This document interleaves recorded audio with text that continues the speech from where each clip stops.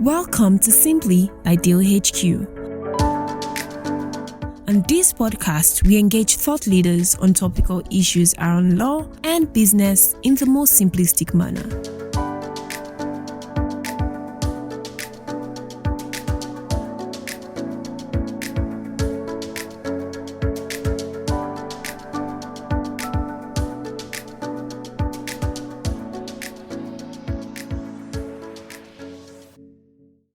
Hello, everyone.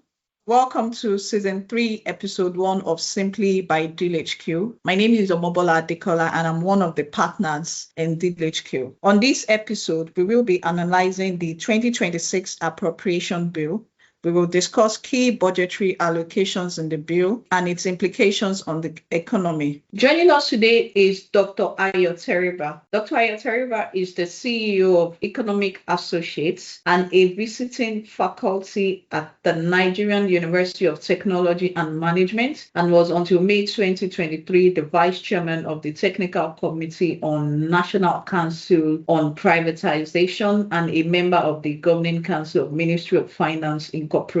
He earned a BSc Economics from the University of Ibadan, MSc Economics from Ibadan in 1990, MPhil Economics of Developing Countries as a Cambridge DFID scholar from Cambridge in 1992, and a PhD in Econometrics from Durham in 2003. Dr. Teriba has extensive experience consulting for governments and international development agencies, including the World Bank, IMF, DFID, the GIZ, and the USAID. And he has received grants from the Ford and Rockefeller Foundations. He has served on several national economic policy bodies and is widely recognized for leading economic reform advocacy in Nigeria. Thank you so much, Dr. Teriba, for agreeing to join us. It's such an honor and privilege to have you on the show. So His Excellency President Bola Ahmed Tinubu, GCFR, recently presented the 2026 Appropriation Bill to a joint session of the National Assembly in December 2025, titled the Budget of Consolidation, Renewed Resilience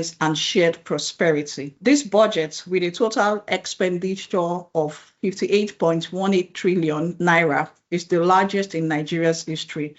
While ambitious in scale, it carries a significant funding challenge, a deficit that has jumped from 13.08 trillion in 2025 to a staggering 23.85 trillion in 2026.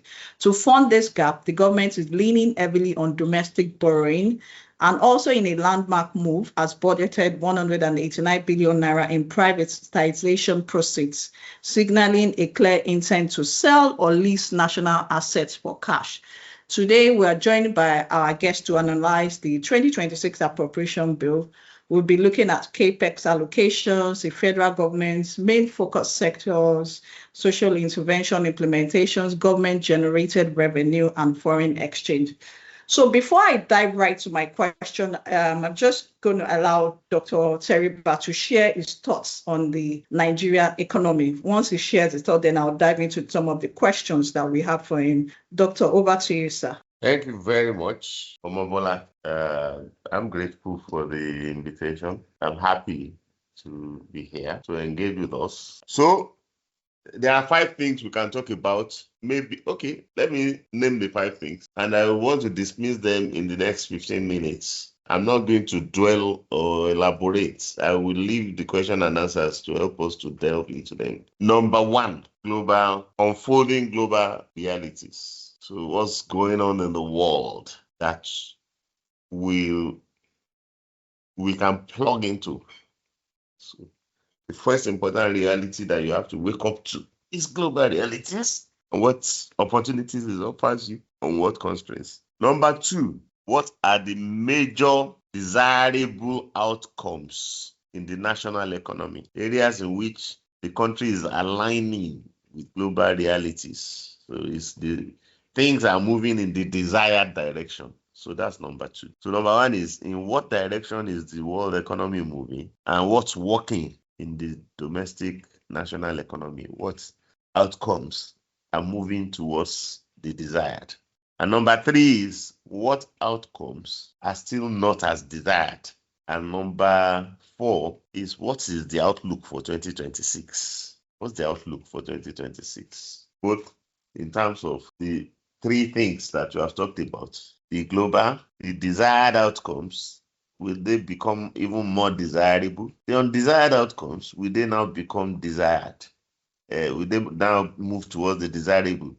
Or will they even become more undesirable? That's in the context of assessing the outlook for 2026. And the key question about what could go wrong when you are doing outlook. So you look at, these are things have been evolving, these are they're likely to evolve. So you look at best case scenario, most likely scenario, and then you make sure you emphasize what could go wrong, what could put a spanner in all the works, so that's all part of content for outlook. And the final part 5, you, my audience, what should you do to get the best of the outlook? What should you do to protect yourself and your constituency? So those are the 5 things I want to talk about, and I'm not going to dwell on them. So global outlook is such that there are 2 important considerations about the world economy. One is there is real activity, or what they call economic activity, which is production, trading, and prices at which production and trading are taking place, usually referred to as commodity prices, like oil price, the price of cocoa, like price of gold. So those are described as transactions. Real economic activities are about production, and production are about transactions, sale and purchases. That part of the economic evolution has been volatile. Is more likely to stagnate. Commodity prices have been trending downward since the pandemic. You know where oil prices are now. So rather than moving back towards 100 or more, they are moving more now towards 50, and they could be less than 50 by 2030. That's oil price. And other commodities are not different. You see, the apple doesn't fall far from the tree. Oil is the tree. Other commodities are the apple.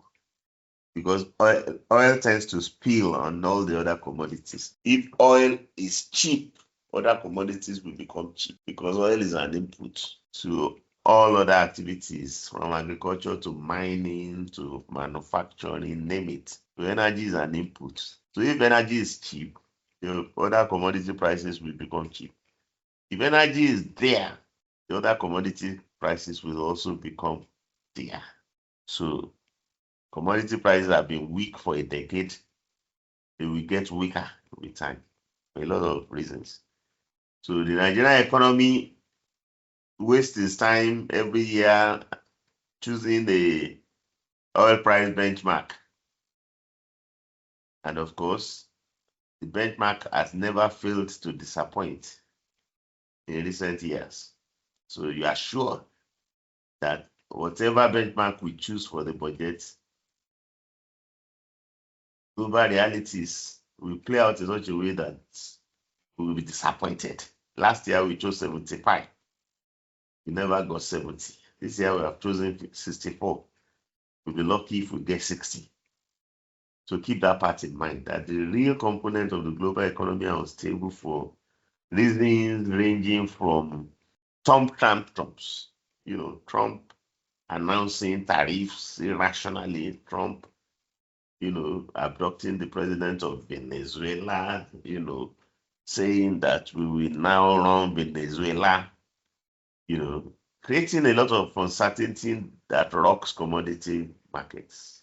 And what he's saying about Greenland and Denmark now, what he's been doing about Gaza, what he's doing with Iran, and he's also even sent some missiles to Nigeria on Christmas Day, for that matter. And they said it could be back. So geopolitical disruptions, Trump, Putin, Netanyahu, name them, causing disruptions that disrupts global production and global trade and global prices. It ensures that you can't rely on commodity prices or commodity exports or forex from commodities. Can't rely on it. Unfortunately, the second leg of the global reality is capital markets. So they say globalization has 2 wheels. There is the real side of globalization. There is the financial side. of globalization. So the real side is the economic side, and the financial side is the financial side, which is about capital flows, which is about if real economy, if economy is about production, trade, and the prices at which production and trade occurs, the financial side is about capital flow, capital stocks, and prices of financial assets like equity prices. And the financial side of globalization has been an unabated good news in the past 15 years, in the past 10 years for sure. The good news from the global financial scene has been unabated. The last time we got bad news from the global financial scene was in 2008, 2009, during the global economic and financial meltdown, where the news was bad from the two sides of the global situation. But the news was more bad on the real side. And the news rapidly became good on the financial side. But the real side was protracted. It took a while before the real side became good. The financial side became good because, government bailed out companies and households. And government in Euro area ran into trouble themselves around 2012. And then central banks bailed them out in what they call quantitative easing, which central banks around the world pumped in money. So the financial sector is easier to salvage. It's all about pumping money, cutting interest rates to zero. And since the quantitative easing, banks have since retired the money they pumped in, and the global financial system has, been swelling. If you look at commodity prices, at equity prices. So while commodity prices are weak and will remain so, and are more likely to decline than others, global equity prices have been strong and will remain so, and are more likely to keep rising than to decline. So keep your eyes on the global financial side.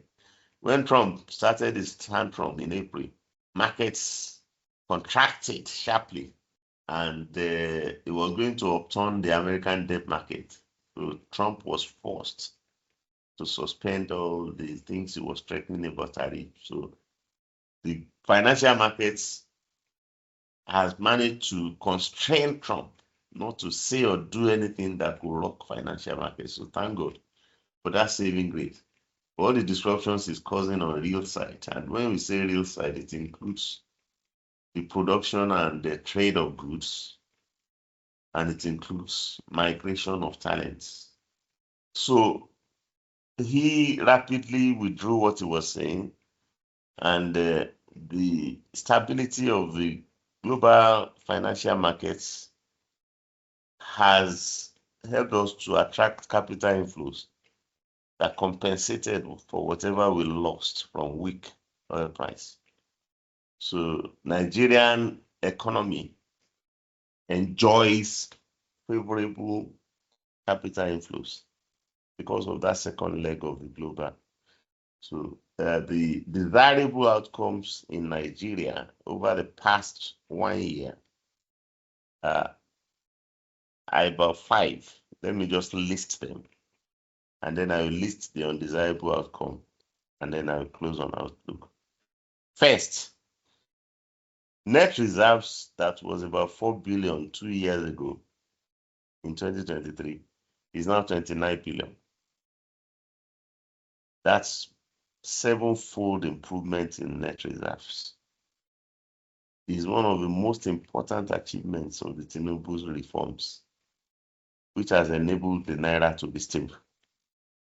So the exchange rate that peaked at 1,750 in November 2024 is now at 1,450, stably by the end of 2025 and start of 2026. So, first, desirable development, improve reserves. Second, desirable development, stable exchange rate. Third, desirable development, deceleration of inflation from a peak of 34.6% in 2024 November to 15.15% by December 2025. And everybody reasonably expects that we will be in single digit at some point in 2026 and remain there. So, improve reserves, stable and appreciating exchange rates, the decelerating inflation, 3 desirable outcomes. Number 4, accelerating GDP growth. And number 5, central bank has started easing interest rates. On the corridor, they dropped 450 basis points. The MPR, they dropped 50 basis points. I won't dwell. So that list of 5 variables means that the worst is over. Relief is beginning to arrive for Nigerians in 2005 and 25. And the question is, would this become even better in 2026? But undesirable outcomes, I also dropped the list, is government revenue continues to be poor, particularly federal government revenue. In 2025, they wanted to raise 40 trillion. They raised only 10 trillion. And unfortunately, could not fund the 55 trillion budget. They were only able to spend about 25 trillion in total. 10 trillion revenue plus 15 trillion borrowing. That has not stopped them from announcing 58 trillion for 2026. And they may not be able to spend anything more than 30 trillion revenue plus borrowing in 2026. Number second undesirable, apart from low federal revenue, poor implementation of capital budget. The federal government implemented 0 components of the capital budget in 2025. The only capital budget they implemented, they said they released 3.1 trillion, were all on 2024. As we speak, contractors who executed 2024 budget are still protesting, preventing the Minister of State for Finance from entering the Secretariat last Monday. So, poor implementation of capital is number 2. Number 3, poor attraction of foreign direct investment. While our reserves has increased 7-fold, it's been because of remittances, because of little net exports, that we can get in spite of poor commodity prices, and because of foreign portfolio investments. The big flow that the world can offer, that is lifting countries like India, Brazil, and Saudi, is FDI. And Nigeria is not attracting anything on that end. So those are the 3 undesirable outcomes, to which you can add number 4, insecurity. And number 5, threats of invasion by the US. Finally, the outlook is everybody mostly believes that we keep the gains from 2025. Where there are divisions is the federal government going to be able to resolve its revenue problem? And if it's going to resolve it, is the tax reform going to play a role? Is the federal government going to be able to fund its capital budget better? Is the federal government going to be able to do something to attract investment? Is the country going to be able to resolve the insecurity? And are we going to be able to keep Mr. Trump at the? And the final component, before I now keep quiet and let Omobola do what she has been eager and ramping up to do. What should you guys do? What should your stakeholders do to gain the best of the outfit? So, Omobola. All right, sir. Thank you so much for sharing your thoughts on outlook for the economy, on the global economy and what we should be doing as well. So I'm just going to dive right into the questions now so that it's able to expand more on some of what he had shared with us and concerning the global outlook and what we should be expecting in. So you got the 5 components that I put on the table. Yes, we got the 5 components. Thank you, Dr. Teriba, for sharing about the economy. So let's dive right into my first questions. Given this historically delayed pace of funding, how feasible is the achievement of a single revenue cycle by 2026? Very good. Now, what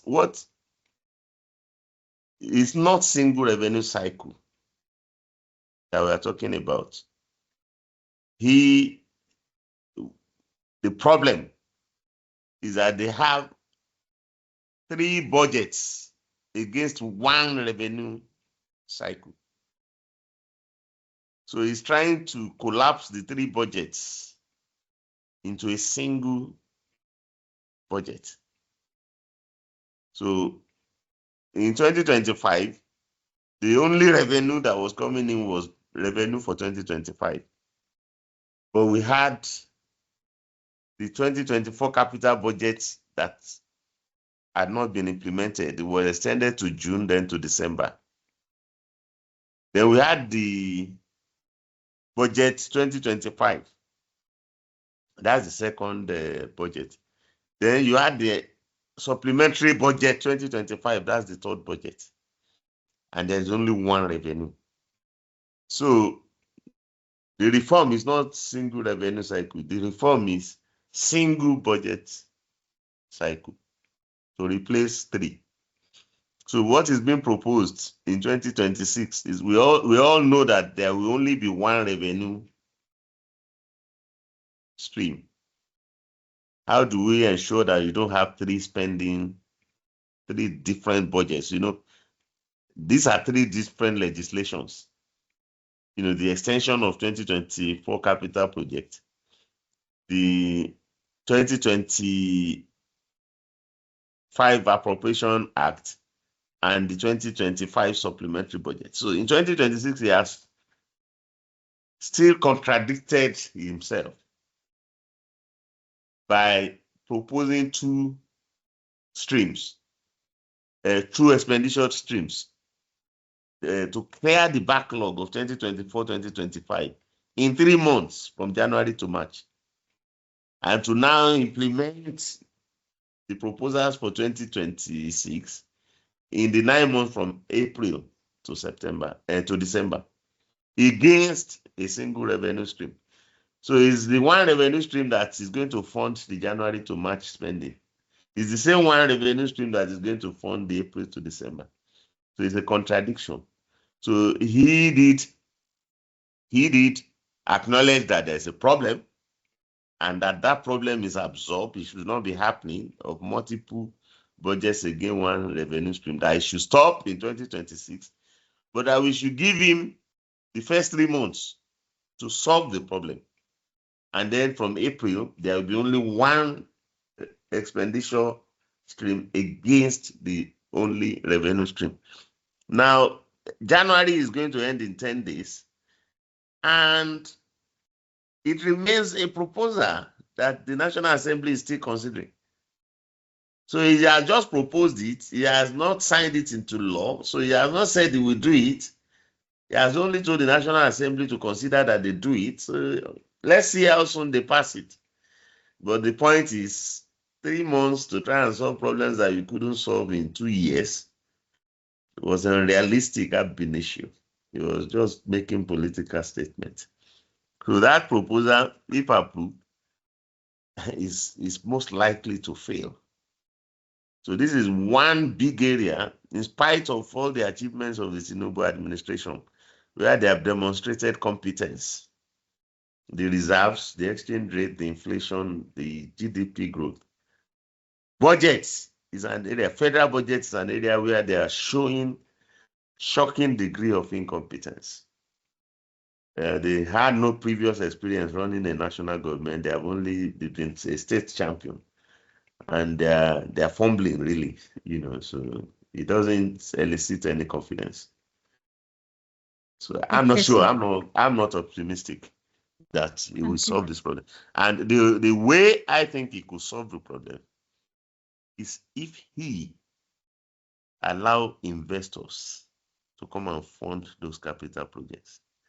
He said he would do it when he came in. He said he will attract foreign direct investment. He said he will attract domestic direct investment. He said he will do PPP. The coordinating minister said it too. But they prefer to borrow to award contracts. So that's the problem. So as long as he wants to borrow to award contracts, he will keep blocking investors. So it's not that investors are shunning Nigeria. It's that the Nigerian government does not want investors. That the Nigerian government does not want equity. They prefer to go to the debt market than to go to the equity market. Dangote is saying he will take his refinery to the stock market this year. Federal government has none of his companies in the stock markets. They say they will take an NPC, but they keep postponing. They postpone to 2028 now. You don't have money, and you can't find money to borrow.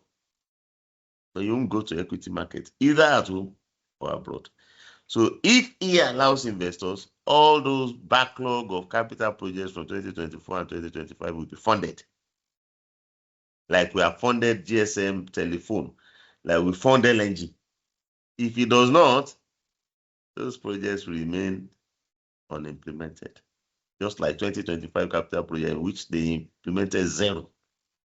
What the minister said in December was 30% of the money to fund capital project in 2025 was sitting there, and that they have now moved 70% into 2026.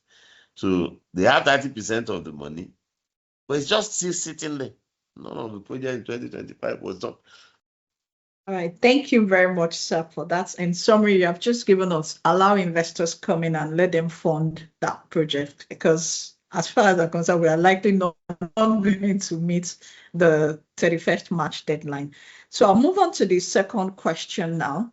The 2026 budget is built on 2026 to 2028, the medium-term expenditure framework and fiscal strategy assumptions. That is 64.85 crude oil benchmark, crude oil production target of 1.84 million barrels per day, and an exchange rate of 1,400 naira. However, actual production in late 2025 and early 2026 are closer to 1.7 million barrels. And despite the improvement in production, even with Dangote refinery ramping up to provide local stability, we are still seeing every crude import to meet our refining needs. So my first leg of the question, in your view, are these 2026 targets based on economic reality? No, they are not. And these are not targets. These are assumptions. Oil price of 64 is not a target. A target is something that is a bullseye that you can try to hit. So as we speak, the indications are clear, that 64 oil price shouldn't materialize in the next 1 year. 55 is more likely. Budget credibility, Omobola, between you and I, is zero. The finance minister that went to tell the senators that the revenue expectation in 2025 was 40 trillion, but they got 10 trillion. It was a slip. And the president wasn't happy about it at all. They would rather he goes there and grandstand and gaslight and create the impression that everything is rosy, which is what they've been doing. So how he slipped under pressure. They tried to humiliate him by transferring revenue mobilization function to the Minister of State. Did you notice that? So yes, I did, sir. I did, so- sir. Yes, sir. So budget credibility is nil. Federal government only knows how to build castles in the air. We are going to get 40 trillion in revenue. We are going to spend 55 trillion. That was last year. We got 10 trillion in revenue. They borrowed 15 trillion. And they spent 25 trillion, not 55 trillion. It didn't stop them from coming out this year. We are getting revenue of 34 trillion. We are spending 58 trillion. They won't. So revenue capacity, about 10 trillion. We are going to borrow 24 trillion. You say 23.8 something.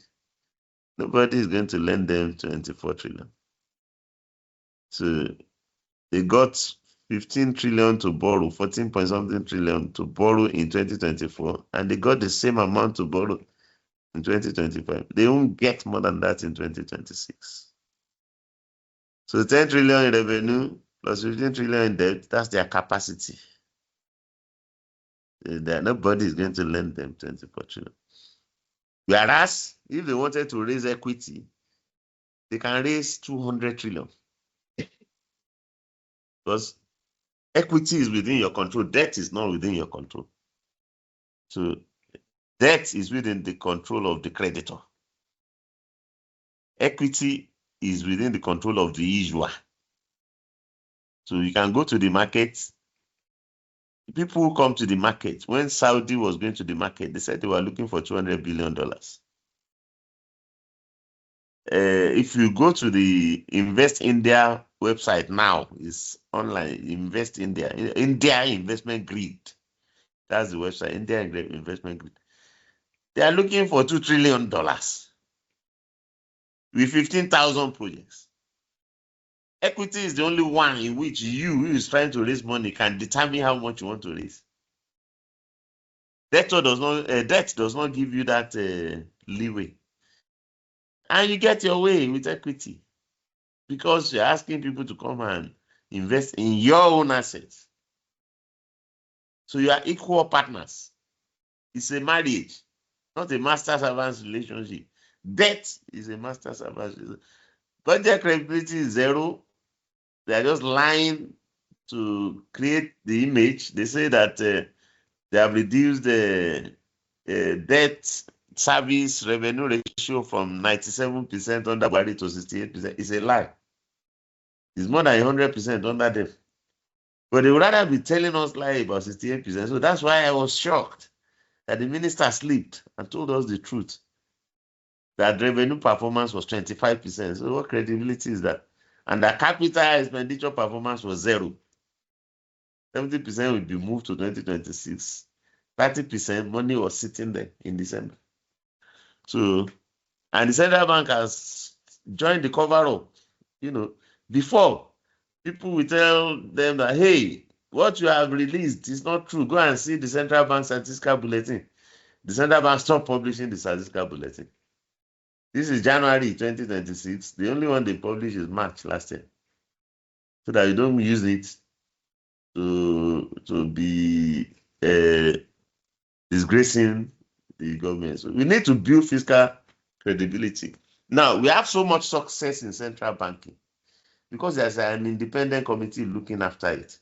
So a way in which the Tinubu administration can do the same, we can achieve exactly the same in fiscal, is to appoint an independent fiscal commission. So the independent fiscal commission is the fiscal equivalent of the monetary policy committee. So it is that independent fiscal commission that will do estimation of revenue and expenditure, that will advise you how much to reasonably expect to raise as revenue and how much to spend. And the president will ultimately take the credit. The minister will ultimately take the credit, but they won't be executives. They will be advisory, just like the monetary policy committee is not executive. They're advisory. Their reputation will be on the line.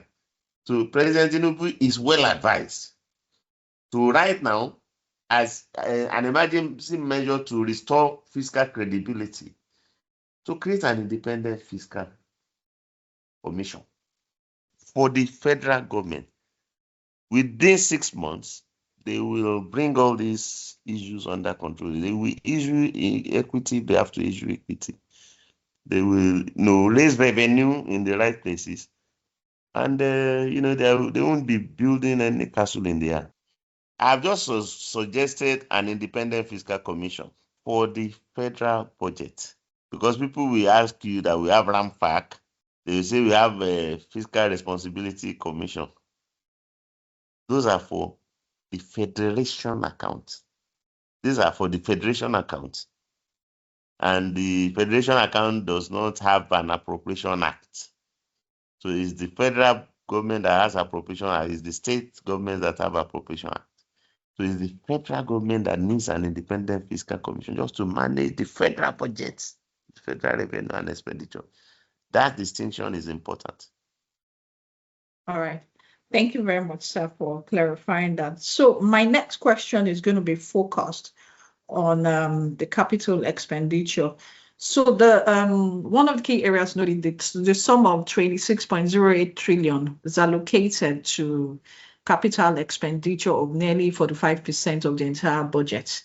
The government has introduced a budget lockdown approach where no new projects are allowed, and MDA's capex are now capped at 70% of their 2025 levels, due to the fact that only 30% of last year's funds were actually released. So my question to you, sir, is this lockdown approach the pragmatic, the reset button that Nigeria needs to finally stop the cycle of abandoned project, or a step toward fiscal discipline? That's my next question to you, sir. In 2025, you didn't fund 0.001% of the capital budget.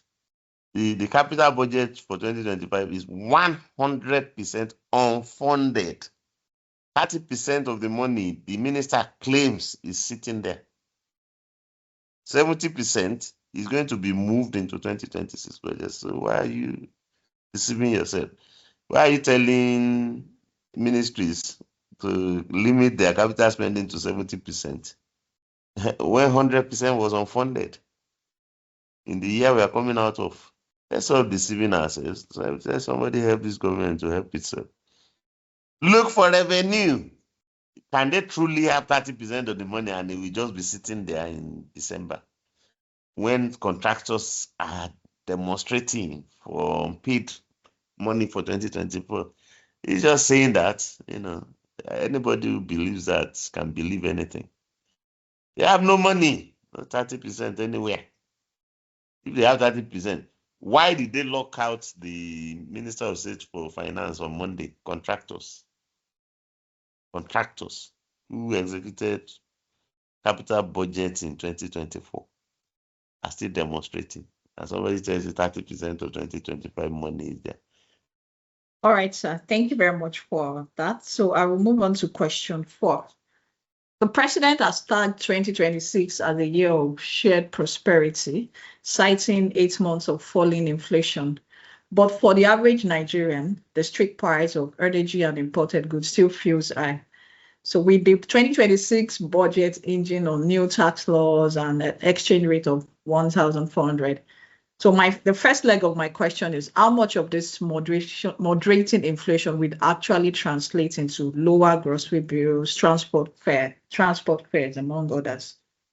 Okay, now you have moved to an important area of the economic conversation. I have listed 5 desirable developments in the Nigerian economy in 2025. Number 1 was the 7-fold increase in net reserves, not gross.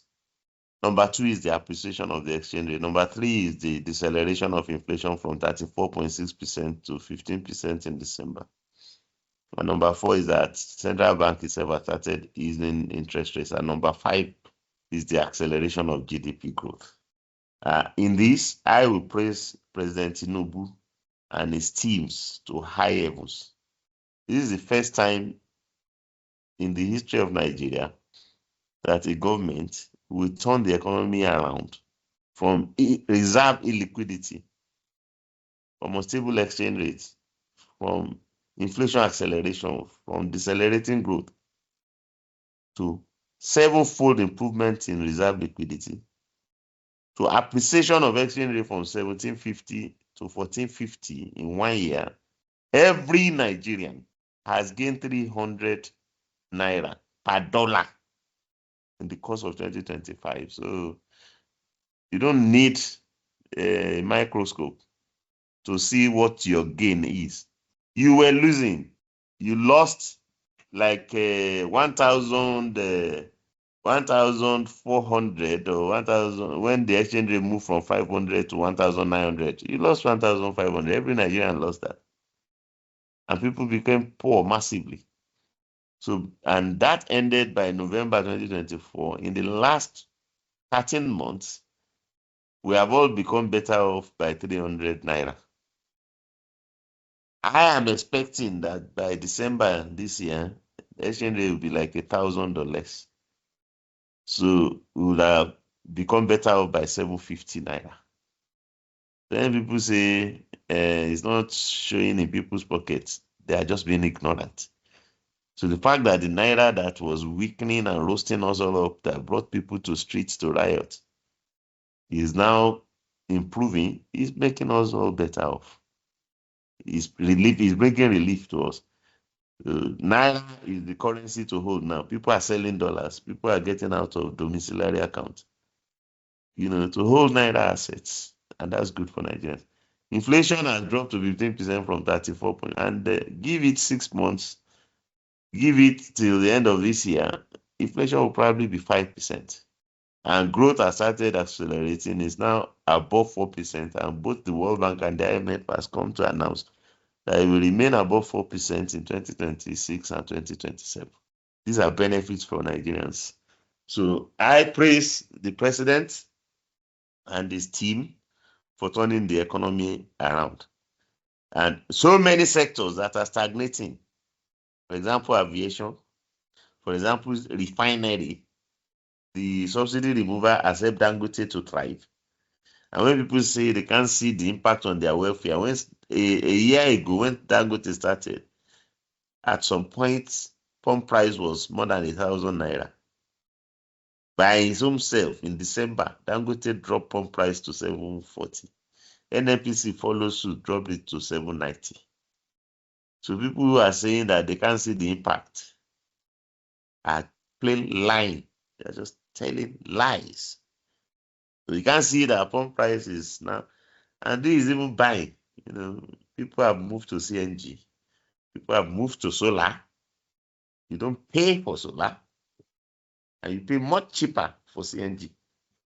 So Nigerians are getting received, so, which is not the result of cheap money from oil. Is the result of the success of President Tinubu's reforms. The IMF and the World Bank are cutting global growth prospects to 2.8, 2.9, and raising Nigeria's growth prospect to 4.4. So the world is stagnating. Nigeria is accelerating. It's the first time in the history of Nigeria that will be doing better than the global average. And that's down to the success of the Tinubu reforms. So the Tinubu is an economic genius, but he has to learn, he has to go for tutorials on running a budget. All right. Thank you very much for answering that. So you, Doctor is optimistic. Nigeria is accelerating, and we are even doing better than global outlook. So I'll just move on to the next question. And for my number 5 question, the defense and security, infrastructure, education, and health sectors have received these highest sectoral allocations from 5.41 trillion, 3.56 trillion, 3.52, and 2.58 trillion, respectively. These sectors remain the major focus of the current administration, as the federal government has backed it up with significant allocations. His Excellency, President Bola Tinubu, in his 2026 Appropriation Bill budget speech, stated that productivity cannot rise without health, and educated citizens, and investment cannot thrive without security. This budget is therefore designed to provide a single coherent program of national renewal. So my question to Dr. the first what's the difference about the implementation strategy this time, and with security taking lion's share at 5.1 trillion and a new 430 million USD counterinsurgency commitments now on the table, are we seeing a shift to investing in stability rather than merely managing crisis? This part, you are now moving into imaginary territory, and I'm trained to be realistic. One, what you are saying that is government priority has not even been passed to law. It's mere proposal, which you have to wait for the National Assembly to pass into law and the president to sign. But the one that the president signed a year ago, we now know the amount, the component that was implemented. That component was 0%. All the capital allocation to defense, to education, to schools in the air. So this is the major area in which the regime has failed. And you have to tell them to go and look for the money first before they will come and talk about capital allocation. They don't have money. They're just writing things, reading things. In countries that know what they are doing, in Botswana, they have diamond wealth.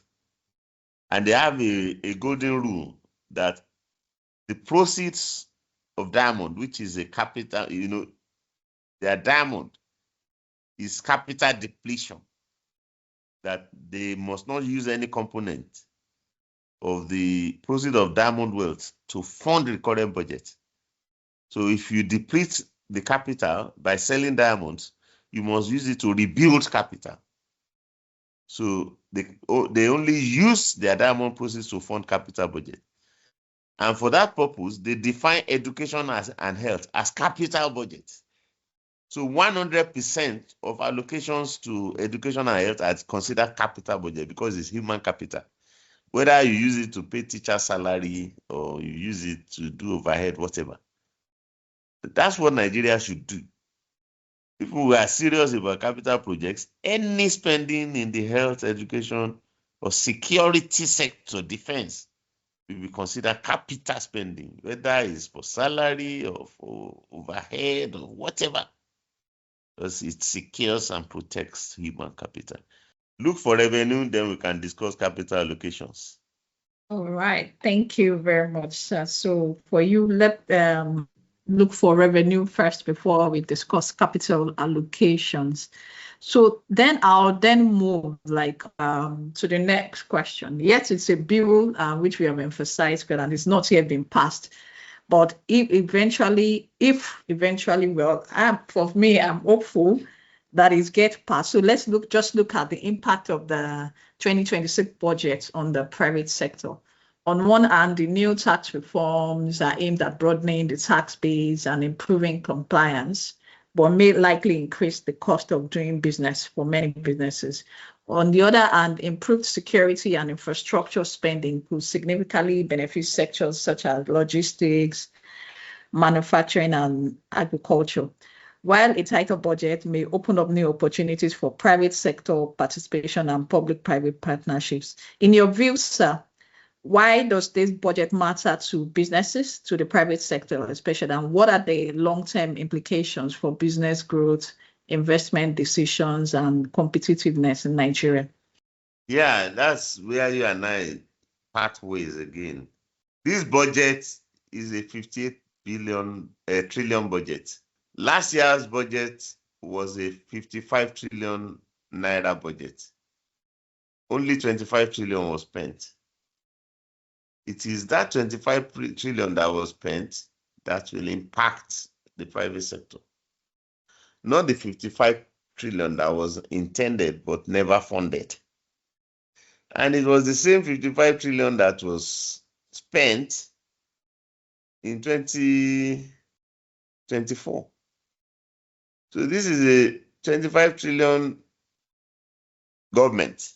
And let me depress you a little bit. That 25 trillion, about will go to fund salaries, overheads, and interest payments. Interest payments in 2024 was 9.7 trillion, while revenue was 9.4 trillion. So let's say that interest payment 10 trillion, salaries and overheads 10 trillion. And the president told you that they released 3.1 trillion in 2025 on capital spending, but those capital items were 2024 capital items. So we're trying to add that 3.1 trillion to some 22 trillion somewhere. 22 trillion divided between salaries and overheads and interest payments. That's what this government spent on. And it's only what they spent on that can impact private sector.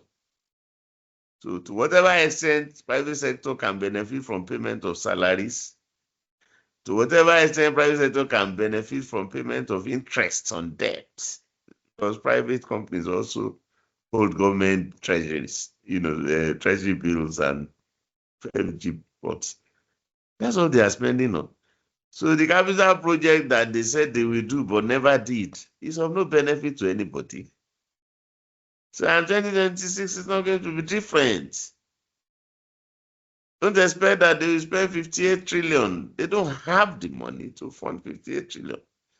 Unless they let investors come in, because investors will not only fund capital projects, but also give money to government that they can use to fund other things as part of the equities that they will pay when they come in. So let's be realistic. Let's follow the money. That's a guiding principle for economists and business people. You follow the money. Wherever the money doesn't get to, it's not happening. Stop thinking about it. Take your mind off it. It's not happening. It's on paper. It's not in reality. All right. Thank you, sir, for that. My next question, which is going to be the final question for today, we're going to be looking at the implications of the Nigerian Tax Act, particularly in the light of long-standing challenges around tax enforcement. The new regulations emphasize stronger compliance and digital revenue collection, which could mean that more businesses pay the correct amount of tax, while the government benefits from better data and more predictable revenues. So the first leg of my question again, Doctor, to you is, in your view, will these reforms meaningfully improve the government's ability to meet its 2026 budgeted revenue targets or assumptions? And okay, so I'll leave it at the first question, then I'll ask the final once you have answered the first one. Thank you, sir. Okay, tax. Yeah, so we are looking at tax now. Okay, let me just say to you what I think about the tax. President Tinubu is doing tax as part of his search for revenue, and he formed this committee in August 2023. So in 6 months or so, this committee will be 3 years. And in 3 years, it has become a Gringori and Clairus show on television, in which, after all is said and done, more is said than done. Taiwo Yedele is very eloquent. I like him. He's mercurial. And I love the things he's saying about tax administration reform. You see what the capital gains tax did to market capitalization in the market. 4 trillion naira shared in the market in one day. And you've taken it out now, that market capitalization has crossed the 100 trillion. The day you start talking about it again, it will shed again. So you are lucky. The President Tinubu has done more for the economy than any president in the history of the country. Oil price has not improved under Tinubu. He did reform. His reforms are successful. And the man shouldn't derail it. With all this thing about tax. Tax-rich economy. When President Tinubu came in, Nigeria's GDP was $480, $480 billion. Today is 240. And that's the GDP that Oyedele wants to tax. Who taxes a shrinking GDP? And you are not going to get any revenue from it. Because nobody is going to hear that you want to tax him and will wait for you. Tax is like robbing Peter to pay Paul. That's if Peter allows himself to be robbed. There are better ways of raising government revenue. You have the federal secretariat there. Give it to a consultant to be generating rent from it. Inside, you lock it down. You have National Stadium there. Zero revenue. Morocco just hosted Africa with 9 stadiums in 6 cities. All of the stadiums that we have, none is functioning except Uyo. Uyo is the only stadium in Nigeria where FIFA-rated games can.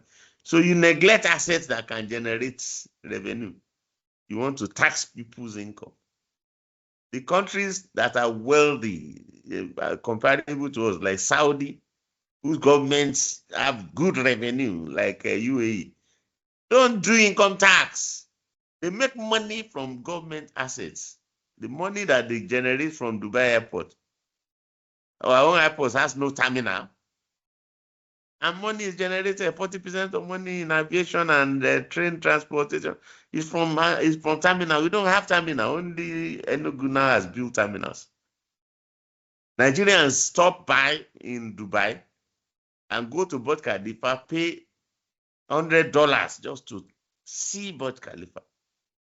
What is government doing with our assets that can generate revenue? So, a lot of revenue, real estate companies and infrastructure that we can use to generate revenue, we neglect them. You make only 10 trillion as federal government, and you are not talking tax. In an economy that is just coming out of recession, it's not ripe for tax. You can charge us for using government assets, but not say that people should come and he's saying that imams and bishops and sex workers will be taxed. And I say, federal government does not even collect income tax. It's states that collect income tax.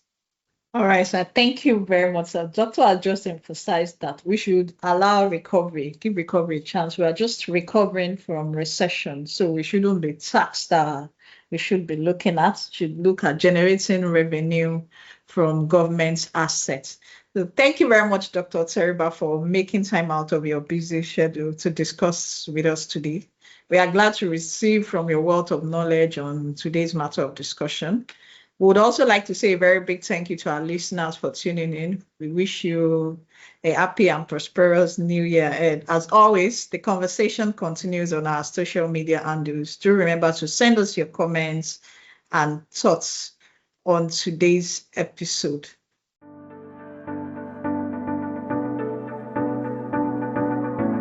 Thank you for listening. This podcast is brought to you by Deal HQ Partners. To find out more about our services, visit www.dealhqpartners.com. See you on the next episode.